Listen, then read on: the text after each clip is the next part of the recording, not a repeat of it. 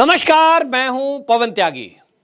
दिल्ली के पूर्व deputy CM Manish Sisodia को बहुत बड़ा झटका कोर्ट ने दिया है और सीबीआई की विशेष अदालत ने यह कहते हुए उनकी जमानत याचिका को रद्द कर दिया कि आपको यदि जमानत दे दी जाएगी तो सबूतों से छेड़छाड़ हो सकती है। असल में सीबीआई ने जिस तरह के दस्तावेज और सबूत कोर्ट के सामने रखे, उसके देखने के बाद कोर्ट ने भी यह माना कि वाकई में शराब का घोटाला हुआ है और मनीष सिसोदिया वो व्यक्ति है जो इस घोटाले में कुछ ना कुछ सीबीआई से छुपा रहे हैं। और इसी के लिए सीबीआई ने जो दस्तावेज पेश किए उसमें मेन बात थी टेलीफोन को लेकर के, और कोर्ट ने ये दलील, कोर्ट में ये पैच, सीबीआई ने कोर्ट में ये दलील दी कि मनीष सिसोदिया ने जो फोन बदले उसमें 7 फोन बदले और उसमें 4 सिम प्रयोग किए गए, जिसमें से 3 फोन तो बिल्कुल नष्ट कर दिए। और इसका जवाब मनीष सिसोदिया ठीक से नहीं दे रहे हैं। मनीष सिसोदिया की तरफ से जो जवाब सीबीआई को दिया गया, उन्होंने कहा कि ये जो फोन हैं उन्होंने इसलिए बदले क्योंकि वो अपग्रेड करना चाहते थे। सीबीआई की कोर्ट में दलील यह थी कि यदि कोई व्यक्ति अपने फोन को अपग्रेड करता है, ऐसे बहुत सारे फोन हैं भाई, लोग जो आईफोन यूज करते हैं, नया मॉडल कोई लॉन्च होता है, पहले आईफोन 11 था तो कोई 12 लेता है, 12 आ गया तो फिर 13 आ गया, वो चेंज करता है। लेकिन कोई भी व्यक्ति अपने पुराने आईफोन को, जिसकी कीमत 1.5 लाख हो, उसको वो तोड़ता नहीं है, जलाता नहीं है। तोड़कर जलाने के पीछे क्या कारण था, ये मनीष सिसोदिया नहीं बता सके। और इसलिए सीबीआई का कहना यह है कि हमारी जो दलील है, हमारे पास जो सबूत हैं कि मनीष सिसोदिया ने जो फोन बदले और जो सिम तोड़कर फेंके, इन दोनों के पीछे कारण यह था कि मनीष सिसोदिया शराब घोटाले में जो कि इनकी चैटिंग हुई है, जो इन्होंने संदेश शराब के जो कारोबारी हैं उनको संदेश दिए, जो शराब की पॉलिसी है उसको लीक किया, वो जो संदेश थे वो उस फोन में सबूत के तौर पर हमको मिल सकते थे। और इसीलिए इन्होंने प्लानिंग के तहत लगभग 140 फोन सब लोगों ने मिलकर के नष्ट करे। ऐसा पहली बार हुआ है कि कोई व्यक्ति ये कह रहा है कि मैं फोन अपग्रेड कर रहा था, इसलिए पुराने 1.5 लाख कीमत का फोन तोड़कर मैंने जला दिया। कहां फेंक दिया ये भी नहीं पता, ऐसा होता नहीं है। आप में से भी हमारे दर्शक कितने लोग फोन यूज करते हैं? मैं भी फोन यूज करता हूं भाई। वो तो मनीष सिसोदिया हैं जो अपने आप को आम आदमी कहते थे, अब वो मंत्री बन गए तो हो सकता है मंत्री के बाद भाई खास आदमी हो गए, तो 1.5 लाख का फोन यूं ही तोड़ के फेंक दिया होगा। 1 2 3 4 7 फोन।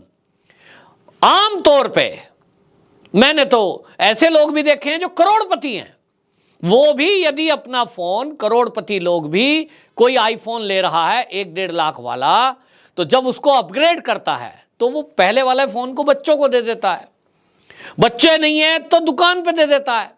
आईफोन में तो बड़ी अच्छी फैसिलिटी है, सभी फोन में पुरानी चीजें डिलीट करिए और आई क्लाउड से बाकी चीजें आप उसमें रिट्रीव कर लीजिए, अगले फोन में पुराने वाले को दुकान पे बेच दीजिए। अगर आपने 1 ही साल पहले कोई फोन खरीदा है तो भाई आज भी दुकान पे वो आधी कीमत में तो बड़े आराम से बिक जाएगा।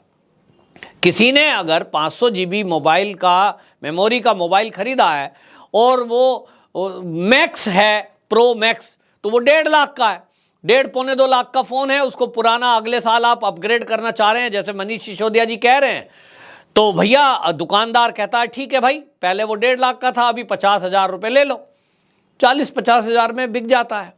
लेकिन ये बड़े लोग हैं, फोन यूज करते हैं, तोड़ के फेंक देते हैं, फिर अगले साल बदलते हैं, फिर तोड़ के फेंक देते हैं। और मनीष सिसोदिया जी कह रहे हैं कि मैंने अपग्रेड किया, जबकि ये सारे फोन लगभग 6 महीने के अंदर अंदर तोड़कर फेंके गए। तो भाई 6 महीने में कौन सा आईफोन लॉन्च हो जाता है दोबारा?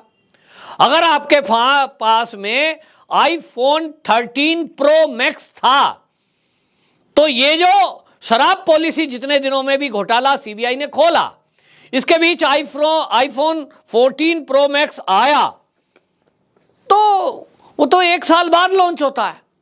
आपने जो पहले था वही मॉडल खरीदा या कोई दूसरा लिया, ये बेकार की बातें थी। और इसीलिए ये माना गया कि भाई ये जो चीज हो रही है, जो कर रहे हैं, ये केवल सबूतों को छुपाने के लिए कर रही जा रही है, सबूतों को छुपाने के लिए ये सब किया गया। और इसीलिए सीबीआई ने यह दलील कोर्ट के सामने रखी तो कोर्ट भी यह समझता है कि वाकई में कोई आदमी अगर फोन तोड़ देगा, मान लीजिए फोन अपग्रेड किए, तो सिम क्यों तोड़ दी है? इसका कोई जवाब मनीष सिसोदिया नहीं दे पाए। सिम कोई तोड़ता है क्या? मेरे पास मेरा जो सिम टेलीफोन में है, आप में से भी जो लोग दर्शक हैं, एक सिम मेरे पास पिछले 10 साल से है, 10 साल से चलता जा रहा है। क्यों तोड़ूंगा? अगर वो खराब हो जाएगा तब तो तोड़ने की जरूरत है। नया नंबर लेना है तो नया खरीदते हैं, तोड़ेगा कौन? और इसलिए ये सारी दलील मनीष सिसोदिया की तरफ से जो दी गई कोर्ट के गले नहीं उतरी, क्योंकि वहां जो जज साहब बैठे हैं वो कोई ऐसा थोड़ी है कि उनको सारी चीजें समझ में नहीं आती, और इसीलिए जमानत याचिका रद्द हुई। और ये जो है, अब आप समझ लीजिए, जो अरविंद केजरीवाल जी लगातार ये दावा कर रहे थे कि मनीष सिसोदिया के खिलाफ तो कोई सबूत ही नहीं है, भारतीय जनता पार्टी फर्जी केस कर रही है, और सबूत है तो गिरफ्तार करो ना। वो वीडियो आपने देखा होगा जिसमें वो चिल्ला के कह रहे हैं कि यदि मनीष के खिलाफ कोई सबूत है तो गिरफ्तार करो ना, क्यों नहीं पकड़ते?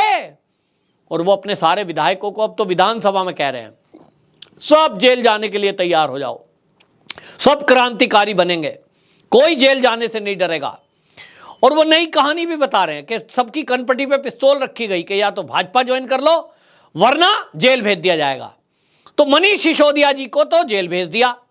अरविंद केजरीवाल जी का विधानसभा में दिया गया यदि भाषण, अगर उस पर यकीन करें कि भारतीय जनता पार्टी के लोग आम आदमी पार्टी के विधायकों की कनपटी पे पिस्तौल रखकर ये कह रहे हैं कि या तो बीजेपी में आ जाओ या तो जेल भेज देंगे, तो भाई इसके लिए कनपटी पे पिस्तौल रखने की तो जरूरत ही नहीं है।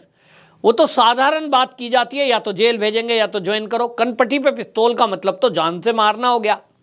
अब सवाल यह भी है कि जितने विधायक आम आदमी पार्टी के ना तो मारे गए, ना वो बीजेपी में गए और ना वो जेल में गए, भाई 68 के करीब विधायक आम आदमी पार्टी के हैं दिल्ली में। तो अगर अरविंद केजरीवाल जी ये कह रहे हैं कि उनको डराया धमकाया जा रहा है, तो अभी तक तो जेल में होने चाहिए थे, क्योंकि भाजपा में तो वो गए नहीं। तो भाजपा क्या फर्जी धमकी दे रही थी केवल झूठ फैलाने के लिए, केवल आपको भाषण देने के लिए विषय देना चाहती थी? ऐसा तो नहीं है। अगर आपकी बात में सच्चाई है कि भाजपा डरा रही थी, तो भाजपा ने फिर जेल क्यों नहीं भेजा विधायकों को? और अगर जेल नहीं भेजा तो भाजपा में क्यों नहीं गए आपके विधायक? ना भाजपा में गए आम आदमी पार्टी छोड़कर, ना जेल गए। इसका मतलब तो जो अरविंद केजरीवाल जी बोल रहे थे, क्या वो फर्जी बातें थी? ये तो अरविंद केजरीवाल जी ही बताएंगे, क्योंकि विधानसभा में उन्होंने बोला है। उनके बोलने का मैं नहीं कह सकता कि वो कितनी उसमें सच्चाई है, लेकिन भारतीय जनता पार्टी के जो नेता हैं, दिल्ली के जो विधायक हैं, विदुड़ी जी हैं और बाकी हैं, वो लोग कह रहे हैं कि ये केवल और केवल इस तरह की बातें कर रहे हैं। अब जो सीबीआई की कोर्ट है वो अगर जमानत याचिका बार बार रद्द कर रही है, तो इसका मतलब उनके सामने जो सबूत गए हैं उसमें कुछ तो दम है। वरना आप समझ लीजिए 26 फरवरी 2023 से यह गिरफ्तारी हुई है और अभी तक गिरफ्तार हैं, पूरा महीना निकल गया। लेकिन अब कहते हैं कि सब हम हाई कोर्ट में जाएंगे। ठीक है, आप हाई कोर्ट जाइए, लेकिन अब बात तो यह है कि कुल मिलाकर के जो ये सब हुआ है, इस सब में अब दिल्ली की जनता इतनी तो समझ ही रही है कि भाई अगर घोटाला ना हुआ होता तो पहली बात तो यही थी कि वो पॉलिसी वापस ही क्यों होती। दूसरी बात, घोटाला ना होता तो फोन तोड़े क्यों थे? घोटाला ना हुआ होता तो सिम क्यों तोड़े थे? घोटाला ना हुआ होता तो वो जो स्टिंग आया था वो क्या था? घोटाला ना होता तो जो सरकारी गवाह बने, सीबीआई को उन्होंने लिख के दे दिया कि साहब हम तो सब कुछ बताने को तैयार हैं, वो सब चीजें, वो सब कहां से आती? और ये सब चीजें जो जांच में पता लग गई, सबसे बड़ी बात, वो हर आदमी सवाल पूछ रहा है कि भाई आपने जो 5% से बढ़ा करके कमीशन जो है शराब व्यापारियों का 12% किया, इसके पीछे का कारण तो बता दो कि सरकार को घाटा और शराब व्यापारी को फायदा। ये क्यों? कोई सरकार अपनी पॉलिसी बनाती है कि सरकार को ज्यादा से ज्यादा फायदा हो, सरकार को रिवेन्यू आए, क्योंकि खर्चे बहुत हैं।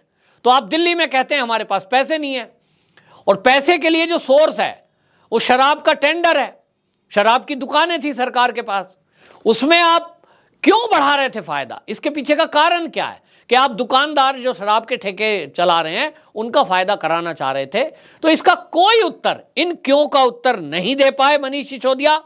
140 फोन नष्ट क्यों किए, सिम क्यों तोड़े, फोन क्यों तोड़े, किसी बात का कोई उत्तर नहीं दिया। और गोलमोल जवाब एक ही है जो उन्हें शायद पढ़ा दिया गया होगा कि आप ये कहते रहिए कि फोन तो मैंने ऐसे ही तोड़ दिए, शौकिया तौर पे नया फोन लाना था, पुराना फोन पुराना हो गया इसलिए मैंने तोड़ दिया।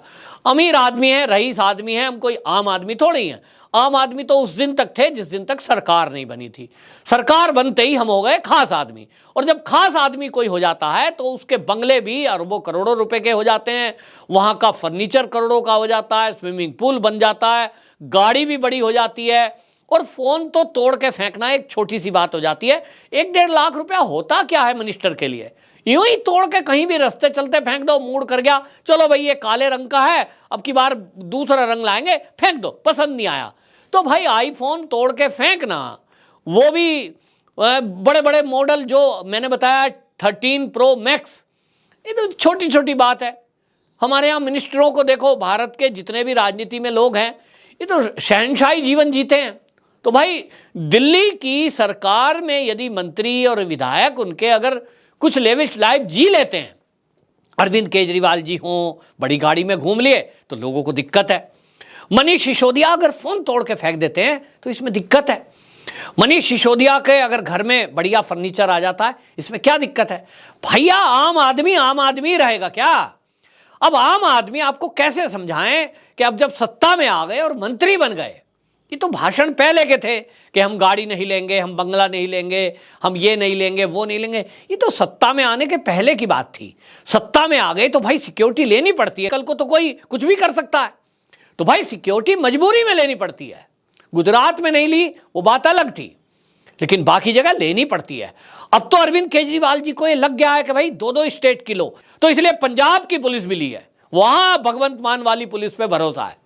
वो कुछ नहीं कहेंगे अरविंद केजरीवाल को, क्योंकि अरविंद केजरीवाल जी ने उनका तो स्वागत किया था। जब दिल्ली के बॉर्डर पर कृषि कानून के विरोध में लोग इकट्ठा हुए, तो आप याद करिए आम आदमी पार्टी का पूरा मंत्रालय सिंगू बॉर्डर पर जाकर उनको मालाएं डाल रहा था। तो उनको भरोसा है कि वो लोग तो उनको कुछ नहीं कहेंगे, और इसलिए वहीं की पुलिस पर उनको भरोसा है, दिल्ली पुलिस पर भरोसा नहीं है। तो आम आदमी बन गए खास आदमी। अब खास आदमी हो गए तो भाई फोन वोन तोड़ के फेंक ही देते हैं, सिम तोड़कर फेंक ही देते हैं। अब सीबीआई को कौन समझाए कि भैया आप गलत पूछ रहे हो, ये खास आदमी बन चुके और ये अब आपको कुछ बताने वाले हैं नहीं, आपने खुद से कुछ खोजना है तो खोज लीजिए।